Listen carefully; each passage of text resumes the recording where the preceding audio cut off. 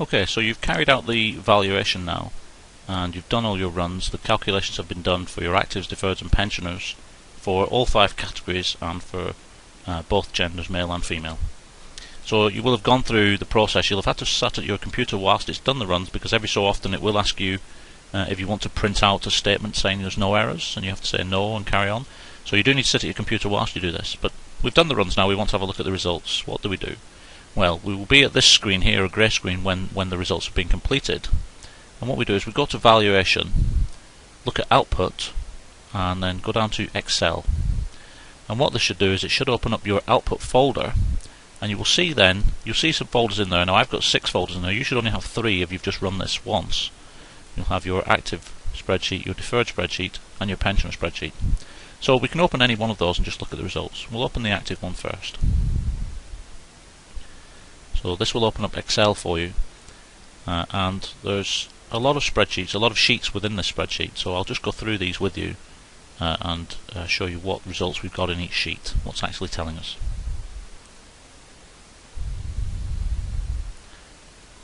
Click on yes there just to open the file.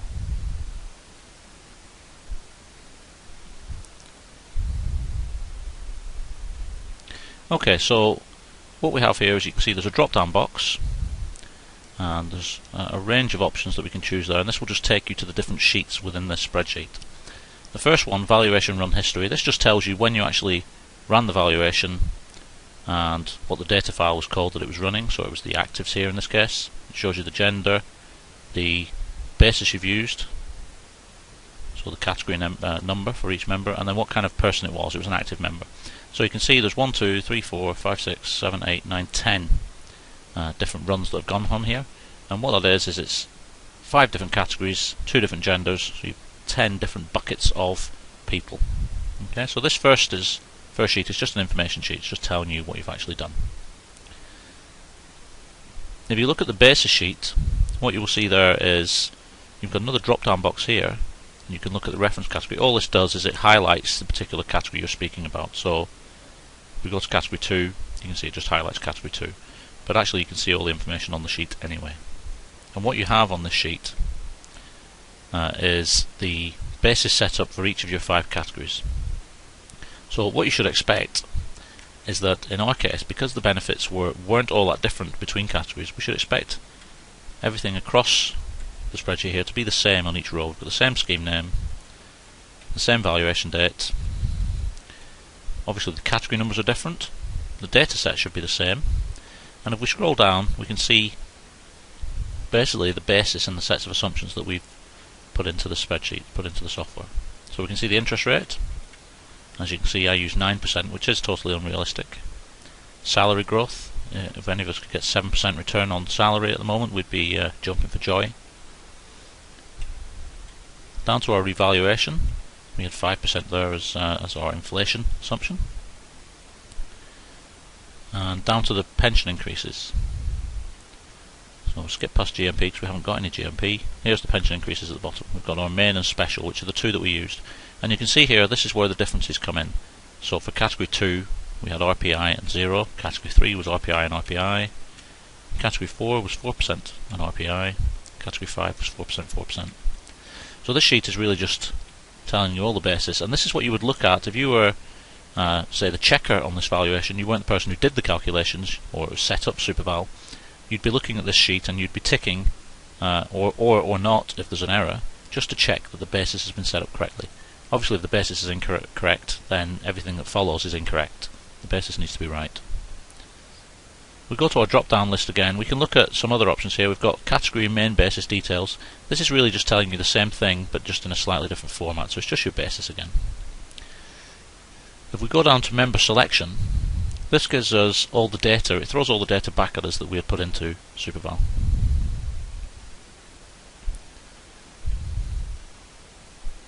We've got the member's gender, the category number, the name of the member, which is just a number for our case. We've got their age calculated, we have the date of birth, date joined scheme, and we have their salary. So this is just telling us the data. It's not told us the results of any of the valuation yet. But there is some useful information here. We've got the total number of members, we've got the total salary roll, so in this case just over 14 million. But if we go down now to member results listing, what we have here is the same information again, all that data, so that's everything across there. But then we have some calculations that have been done for us. Remember, these are active people, so we didn't load in a pension item. Superval has calculated that for us. So the accrued pension there is a calculation that Superval has done, and it's something that you should check. Now, it should be based on your assumptions and based on the benefits. So we said that the benefits were 1/60th. So for this guy here, this first person, we should be able to take their salary, calculate 1/60th of it, calculate the amount of service that they had, because we know when they joined and we know when the valuation date is. Service multiplied by 1/60th multiplied by salary should give us our accrued pension. So this would be one of the checks that you'd want to do to make sure that the accrued pension has been calculated properly. Next to that we have total past. This is actually the valuation result.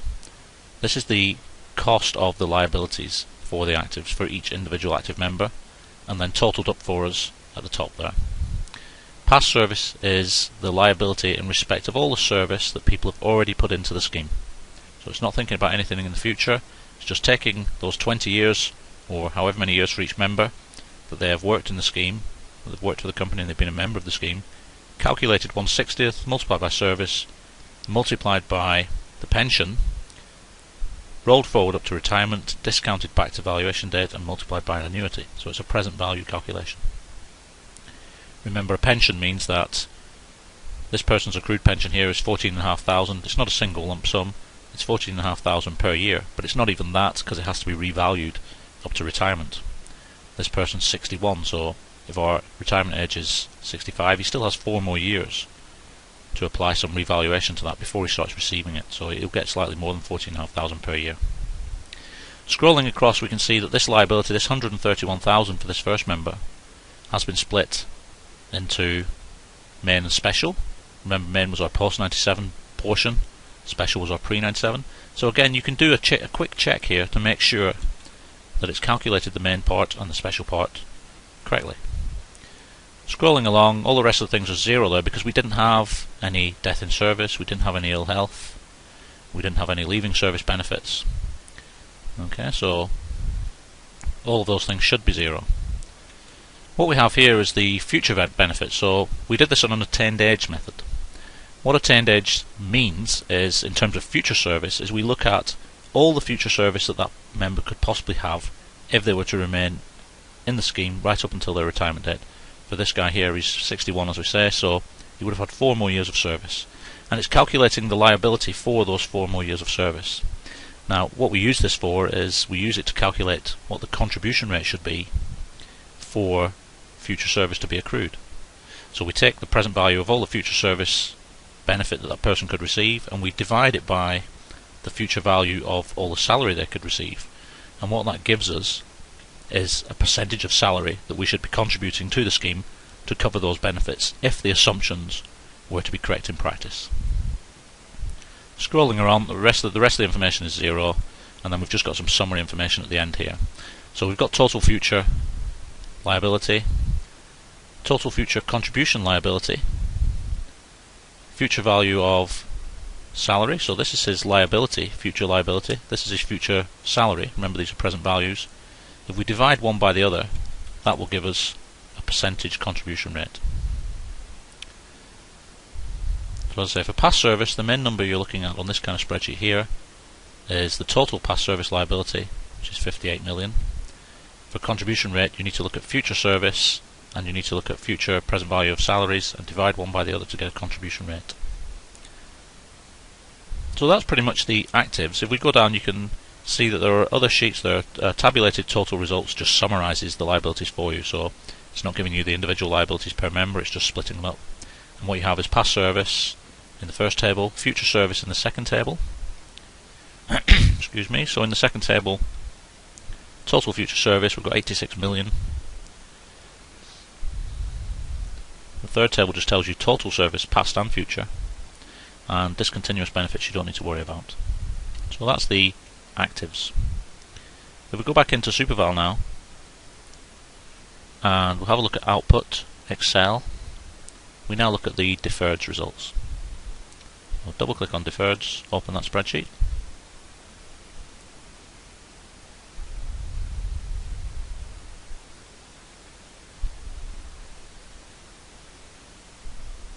And what we have here is a very similar spreadsheet. The first sheet again is just telling you the runs that have been carried out, so categories 1, 2, 3, 4 and 5, male and female.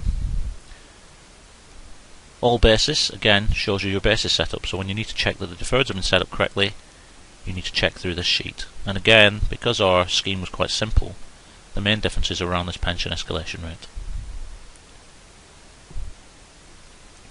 Category main basis is the same sheet again, but just in a different format. Member selection, as before, gives you the data. Remember, this time it's deferred, so we don't have salary information, we have deferred pensions. Total deferred pension, pre-97, post-97. And you should see that pre-97 and post-97 add up to the same thing, 990,000. If we go into member results listing, this is where we get our liabilities. So this time we've got the information at the beginning, we've got the gender, we've got their age, we've got the name, we've got the paid up pension at NRA. So this will have been revalued using our inflation assumption from the data item that we entered. Remember, the data item was a deferred pension at valuation date. So that has to be revalued up until retirement. So this won't be the data item that we entered. And if we look back to our member selection, member 2021, his total deferred pension was 7,500 at valuation date. At valuation date he was 62. Go to the member results listing, his deferred pension at retirement is 8,782. That should be 7,524 multiplied by 1 plus RPI raised to the power of 3, because this guy is 62, so he has 3 more years until he reaches retirement. So that's a sort of check that you would want to do. So that checks the data item for you. The next item is the liability. So this is, right, okay, this guy has 8,700 pension at retirement. He's only 63, he's 62 at the moment. So the present value of that is 8,782 multiplied by an annuity, discounted back for 3 years. So discounted back at 1 plus I to the minus 3, because this guy is 62, not 65. Again, you can see that that 63,000 has been split into main and special. We scroll across, we've got all these discontinuous benefits, but we're not interested in discontinuous situation. The discontinuous benefit is the benefit on a solvency basis were the scheme to close down tomorrow. So we're not talking about that at the moment. The number we're interested in is the sum of these liabilities here. So 5554 in my case. Okay. Now remember, your assumptions will be different to mine, so you shouldn't expect to get a similar answer. And again, we have this total tabulated results where we can see the numbers have just been summarised for us. If we look now at the pensioners, so we'll go back to our output, Excel, and we open up the pensioner spreadsheet.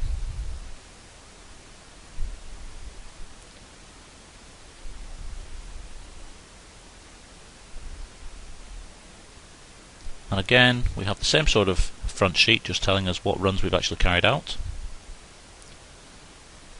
All basis just shows us the basis again, and again this needs to be checked to make sure that your assumptions are correct, that they are.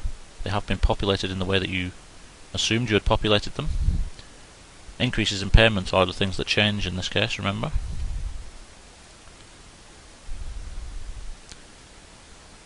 Down to member selection, that will give us our data again. So we can see we've got the members' information there, their dates of birth, when they commence their pension, and what their pension is, pre-97, post-97. And we've also got the spouse's age being calculated for us. And that's been based on the member's age. Remember, we set up an assumption which said that the spouse is going to be 3 years younger if it's female, 3 years older if it's male. So we can see where it's male, the male is 68, the spouse is female, the spouse is 3 years younger. If we scroll down, we may find a female in here. There's a female. Female's age 70, spouse is age 73, so we said the male is 3 years older. Again, this is just data information. We don't really need to check much here because we're not doing any revaluation or anything of these pensions. These pensions are currently in payment at that level. The only check you really need to do is to make sure that at the output end, this pension 25447 is exactly what you input for this member. Just make sure there hasn't been any corruption in the middle, and the file hasn't been corrupt in some way in the process of doing the calculations. Go to member results listing, And what we can see here is we've got all the information again, all the data information, pension amounts. Here we have them split into pension 1, pension 2. This is our pre and post 97, remember. And then we have present value of pensions. Now in this case, remember this is a pensioner, so we've no revaluation or anything to do, it's just pension times annuity. So a check here would be to say, right, this guy is 68, what is an annuity for a 68-year-old? And multiply your pension by the annuity, check that it comes out to be 212,000. And actually in the output here we're given the annuities. We're given that the member's immediate annuity is 7.577. The spouse's part, remember if the spouse is getting a benefit, then there's some sort of present value to that benefit. And as we go through the course, you will hopefully learn how to calculate a spouse's benefit over the 12 weeks. But we've got these two parts of the annuity, we add these together, multiplying them by our pension amount should give us the total liability. And again, we have a sum there at the top, which is the total liability for all the pensioners added together. So 35.6 million in this case. Finally, in the pensioners, we can also go down to this tabulated totals, and we can just get the summarised information. And you can see here, it's been broken down into pension 1, pension 2, pre and post 97 pension, total, pre 97, post 97. One of the things that we also have on these total tabulated sheets for active deferreds and pensioners is the average age by pension. Okay, so we're saying here that the average age of our pensioners is 72.5. You can use this to do a global check. We'll talk about global checks during the term, so hopefully by the time you get to the stage of checking your results, you will understand how to do a global check. But basically what you're doing with a global check is you're saying, right, rather than doing these calculations individually, let's try and do them as one calculation. So let's work out what the total pension impairment is, what the average age of a pensioner is, total pension impairment multiplied by an annuity at that average age should be there or thereabouts the total liability for our pensioners, so about 35 million. When we look at the actives, it's slightly more complicated because we need to work out the average salary, the average amount of service, but we're doing the same sort of thing again. We're trying to work out what the total pension accrued at valuation date is for the actives, revalue it by a number of years, that number of years being based on the average age of the actives, discount it back for that number of years, multiply it by an annuity. Okay, so it's broadly a one-line calculation which tries to encompass all the individual calculations that are going on for each separate member. And you shouldn't expect to get bang on the same answer, but what you should expect is to be plus or minus 3% to that answer, and it's one of the kind of checks that an actuary would do in practice. Okay, so that's the result spreadsheets.